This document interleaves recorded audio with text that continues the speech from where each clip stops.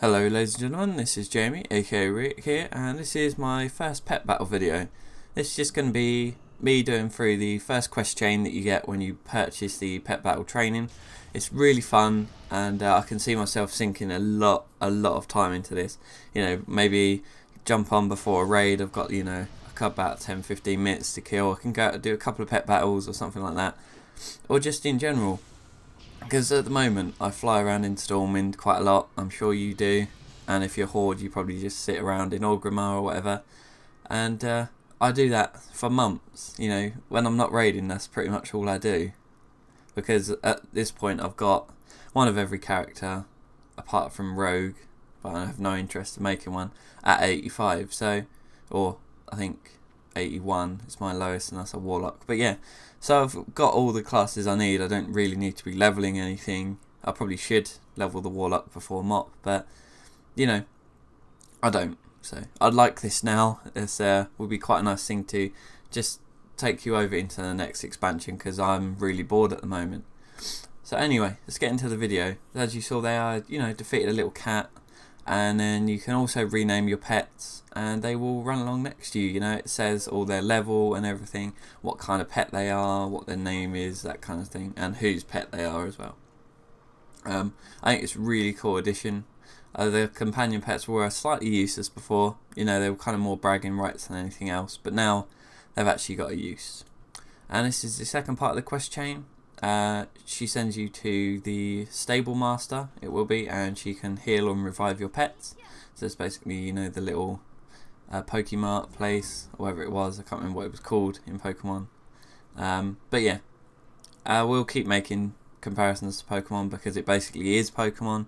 You'll see that even more later on once I get into, you know, the more pet battles, and once you start getting into maybe some little strategies and some counters and stuff like that, you know, things that do higher damage against others. So there will be a separate video for that. However, I'll go in depth into each of the types and their passive ability, and then I'll go into more about their resistances and what they are strong and weak against, you know, that kind of stuff. So this one is just an overview of the quest, and it's showing you, you know, some of the aspects of the pet battle. So like in Pokemon there, if you use 2 pets in a battle, both of them get XP from it. And this is something I wish they'd implement into Pokemon. You'll see what I mean in a minute once I've owned this Toad a little bit. But if they had this in Pokemon, I'd be very happy, but they don't. Not as far as I can remember anyway. So yeah, I've got my mini Thor, named it Thor-chan, thought it was pretty funny. And then my little core hound, what did I name it? I can't see that from here. Is that Houndour? I think that's actually a Pokemon. So yeah, look, you throw the crate and you capture the Toad, but then look what happens. Wait for it. You still get XP from the fight. That's amazing. In Pokemon, you catch a Pokemon, you don't get any benefit other than catching the Pokemon. You don't get XP, which is really lame. You know, you've fought that. After all, you have fought that enemy, and you've got it down to like ridiculously low HP, and then caught it, and you get nothing from it. I think that is really stupid. But this, World of Warcraft, you know, Blizzard, they do it well. They've done it properly, and I think it's awesome that they can do that. Another thing I'd like to add is the pet battle music is awesome. You know, it just reminds me again of Pokemon. You know, it's high. You know, it's got a high tempo. It's obviously the same all the way through, but it is pretty cool. You come back out of the engagement, you go back into like the Elwyn Forest music, and it's really calm and mellow. As soon as you press that enemy, you know, it goes da da da, and you know, you get this intense music, and you start like firing rockets at it. It's awesome, and you know, I'm just really into it. I've been playing this a lot. After I made this video, I went out and played more. You know, I just went into the wild, gradually went up and up through the zones and fought better opponents, and I'm really loving it. Still not bored at all. This is a pretty cool little fight. I start getting some strategy in. The core hound's got this thing called Howl. It basically increases the damage that enemy takes, and then I switch out to my mini Thor, which does bonus damage against Beast. So I put my smoke screen down so he's taking damage every time he attacks, which owns him completely, and I just shoot him in the face with a rocket basically. And because he's quick, another thing, because snakes are fast, he does 2 attacks but gets damaged both times he attacks. So that's pretty cool. I love smokescreen in that aspect.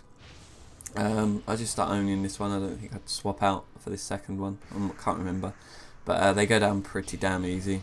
And the quests actually finish before you've killed your opponent at the moment.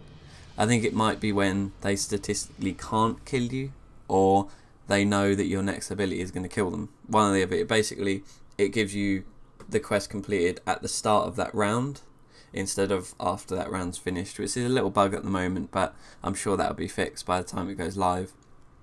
It's just so much fun. Here I get my 3rd slot opened, and cheers phone, bastard, always ruins my commentaries. Yeah, so I got my moth, and I think I renamed this one as well to something pretty funny. Wait for it. There it is, Zoo Moth.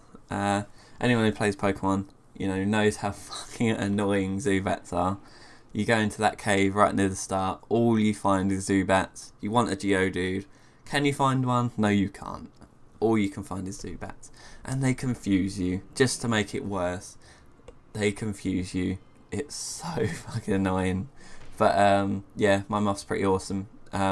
His first attack basically hits 1 to 3 times, and it's pretty damn sweet. I haven't actually used any of the other abilities yet. I've read them for the Moth, but I can't remember what they were. To be honest, I was distracted by the Mini Thor and how fucking awesome he was. Puts down smoke screen, fucking fires huge missiles, and then his 3rd ability throws a grenade at you. Yeah, exactly. Throws a grenade, after 3 turns, it explodes and kills you. How awesome. Love the Mini Thor. Yeah, all mechanics I think do pretty much similar, but the Mini Thor is beast. He looks awesome, and yeah, he just owns your face. So I look through my Pokemon here and I'm thinking, what can I do? Can I get some counters on? In the end, it turns out I haven't really got the Pokemon I need. Why did I say Pokemon? The pets I need to effectively counter what he's got. So I just go with the same strategy, get the Howl up to increase the damage he takes, and then fire massive rockets at his face. Seems to work out quite well, and this battle goes pretty well. And then we've got one more after this, I think one more battle, and then I'll show you some of the rewards you get from defeating the trainers. I don't know if you'd noticed earlier, once I defeated the first guy, I think it was a woman, but yeah, I got the little quest pop up and I completed it, and you get a little pack. And it contains an item. Some of them can be really good. The ones I got weren't that great, but they were pretty funny. You'll see that in a couple of minutes. So what else can I talk about? Oh yeah, another thing. You've got under your mini map, you've got a tracking thing, like you do for auction house, mailboxes, that kind of stuff. There's a track pets little thing. It should automatically be ticked. But if it's not, go under there, tick it, and you'll see a little green paw print appear on your map when there's a pet that you can fight or catch. And just go up to it and right click it, and you enter combat basically to it. So it's pretty cool. I think I've just killed this mouse here, and there you go, there's the little pack, that little green thing there. It contains an item to do with your pets. I'm not sure all the possibilities of what can be in those, but at the moment I've only seen 2 things. So. And I got the same as Krendor did in his video. So if you've seen that, then you'll probably know what I'm about to get. But yeah, this is the last battle in that quest chain. Obviously there is more around the world. You can go into different zones, and as you go higher up through the zones, then obviously the opponent's pets get higher levels. So it gets harder and harder, and you've got to concentrate a little bit more on strategy once you get to the higher levels. You've got to work on counters and that kind of stuff. You've maybe had to know what Pokemon they've got going into it, and then you can adjust accordingly. That's what you had to do in Pokemon, with the Elite Four and stuff like that. I'm pretty sure there is that kind of thing for each zone. There's an Elite Four. I think they're called Masters, not Elites, but yeah. So you have to battle them. They give you achievements. I think there's quite a lot of achievements related to this at the moment. You've got to get one of each pet up to max level, that kind of stuff. Catch each of the pets from each of the zones. That's going to take quite a while. But I mean, there's some pets that you can't actually get now, like from old collector's editions or BlizzCons and stuff like that. You might be able to find them on eBay, but their worth will probably go up even more, because I'm sure there'll be someone out there that wants to collect every single one, because you've got to catch them all, remember that. But for the most part, you know, some of the pets you can't get, others you can catch in the wild, and they're pretty cool. Also, you can trade some pets on the auction house, so you can level them up, train them up, get the abilities that you want, and then you can sell them. You know, you can put them on the auction house for, I don't know, a certain amount of gold. You can't sell all pets, obviously ones you get from collectors and limited edition offers, like the Mini Thor. You know, I got that from getting StarCraft collectors. The Core Hound you get from getting the Authenticator. Things like that, you can't sell those ones, because obviously, you know, they're uniques, they're rares. But anything you catch in the wild, or, you know, you've found off a mob in the game, you can sell. So say I think it was like that little worm thing you get from Eastern Plaguelands. If you get that, level it up, you know, you can stick it on the auction house, make some money out of it. So you can actually make money from doing pet battles, which is pretty sweet. And another thing, you can get XP from you yourself. Actually get XP. See, I got there 69,400 XP. Not too much, seems I need 10 million to the next level, but still, it's quite a lot. And that is pretty cool that you can level up through pet battles. I was tempted to do a 1 to 90 playthrough just in doing pet battles. I'm sure it'd take forever, but it would be a lot of fun. I'd have some pretty beastly pets at the end of it. But the only thing, it does cost like 80 to 100 gold, I think it is, to train pet battles. So not all low levels will have that. So that's a bit of a shame. Obviously, if you've got ults like me, then it's no problem.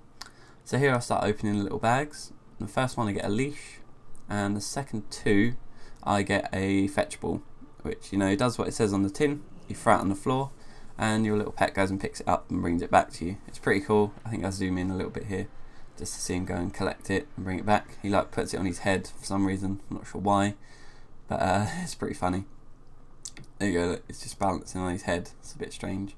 But I throw it again, and then I get the leash. The leash is just a little rope that connects you to your pet. He follows you around anyway, so I don't really see the point in putting a leash on him. One thing that I did find, that you couldn't break it by right clicking on it, which was a bit of a shame, because I didn't really want it on there, I just wanted to see what it does. So I clicked on it, you get the little rope. But then when you click on him, he's got the little thing that says, you know, he's on a rope, but you can't get rid of it. So it's a bit of a shame. Anyway, thanks for watching this video, and I will see you next time. Goodbye for now.